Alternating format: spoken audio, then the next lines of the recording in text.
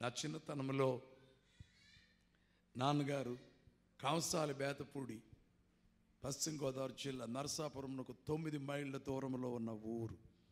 అక్కడే వారికి పొలములు ఉండేవి, పశువులు ఉండేవి, పనివారు ఉండేవారు.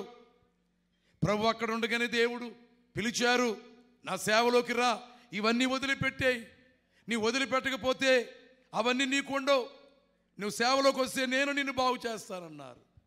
అందుకని నాన్నగారు సేవలోకి వచ్చారు. తర్వాతే నేను జన్మించాను.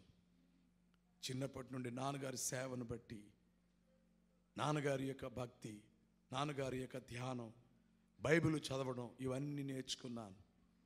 కంసాలి బేతపూడిలో అక్కడ నాన్నగారి యొక్క పినతండ్రి గారు, పిన్నమ్మ గారు ఉండేవారు నరసాపురం వచ్చేసిన తర్వాత.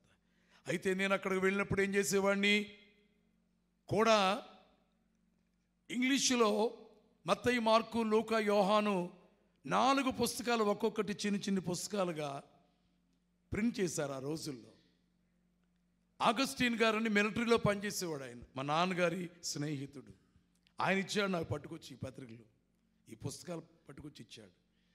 కాబట్టి నేను ఈ పుస్తకాలు పట్టుకుని, అలాగే పుష్కలోపదేశము అయ్యగారు రాసిన పత్రిక చిన్న పుస్తకంగా దాన్ని కూడా అచ్చువేశారు. ఒక పత్రికగా ఉన్నదాన్ని చిన్ని పుస్తకంగా అచ్చువేశారు.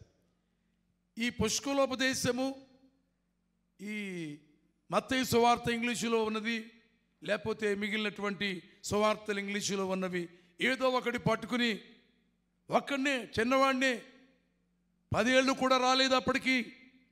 అలాంటి వయసులో ఉండగానే 7-8 సంవత్సరాల వయసులోనే వాటిని పట్టుకుని వెళ్ళి పొలాల్లోకి వెళ్ళిపోయేవాడిని. కంసాలి బేతపూడి పొలాల్లోకి వెళ్ళిపోయేవాడిని.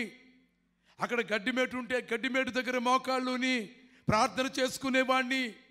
ఎవరో వచ్చి డిస్టర్బ్ చేయకుండా ఉండడానికి అంత దూరం వెళ్ళిపోయి ఈ పుస్తకాలు చదువుకుని ప్రార్థన చేసుకుని అప్పుడు వచ్చేవాడిని. అలాగూ పరిశుద్ధాత్ముడు నడిపించాడు చిన్నతనములో. ఈవేళ కొంతమందికి బైబిల్ చదవడమే కష్టం, బైబిల్ చదవరు, ప్రార్థన చేయరు. నీ అంతరంగం, నీవు ఏ మొక్క వేస్తావో అదే మ్రానవుద్ది, అదే మహా వృక్షమవుద్ది. నీలో అసలు ఆ విత్తనమే లేకపోతే, ఆ బీజమే లేకపోతే, ఆ స్వభావమే లేకపోతే, ఆ ఆసక్తే లేకపోతే ఎలా కుదురుద్ది?